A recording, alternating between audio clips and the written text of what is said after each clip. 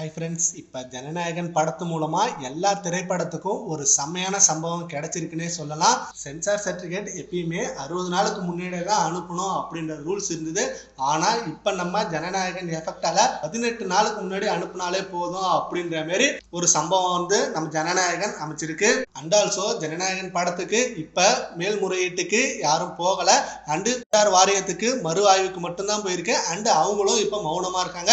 And நம்ம தயாரிப்பாளர்கள் அங்க போய் பேசியிருக்காங்க, நாங்க சம்மதிக்கிறோம், 20 நிமிஷம் கட் பண்றதுக்கு ஓகே சொல்றோம், சோ சீக்கிரமே நீங்க சென்சார் சர்டிபிகேட் தாங்க அப்படின்ற மாதிரி சொன்னதுனால இது மேல்முறையீட்டு போகாது.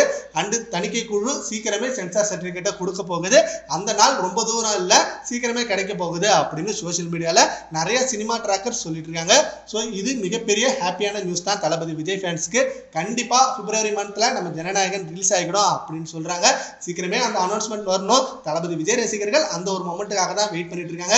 வேற லெவல் ஃபேர்வெல் பார்ட்டியா நம்ம ஜனநாயகன் படத்தை கொடுக்கணும், நம்ம தளபதி விஜய்க்காக இதை மாசா கொண்டாடணும் அப்படின்னு வேற லெவல் பிளான் பண்ணி வச்சிருக்காங்க. ஆல்சோ இனிமே எல்லா திரைப்படத்துக்கும் 18 நாள் தான் டைம் சென்சார் சர்டிபிகேட்டுக்கு. ஸோ ஜனநாயகனால இப்ப எல்லா படத்துக்கும் ஒரு ஹாப்பி நியூஸ் கிடைச்சிருக்கு. சரி, ஓகே ஃப்ரெண்ட்ஸ், நம்ம ஜனநாயகன் படத்தோட சென்சார் சர்டிபிகேட் சீக்கிரம் ரிலீஸ் ஆகும்னு சொல்லியிருக்காங்க. அதை பத்தி உங்க ஒப்பீனியனை நம்ம கமெண்ட் பாக்ஸ்ல கமெண்ட் பண்ணுங்க. Thank you friends.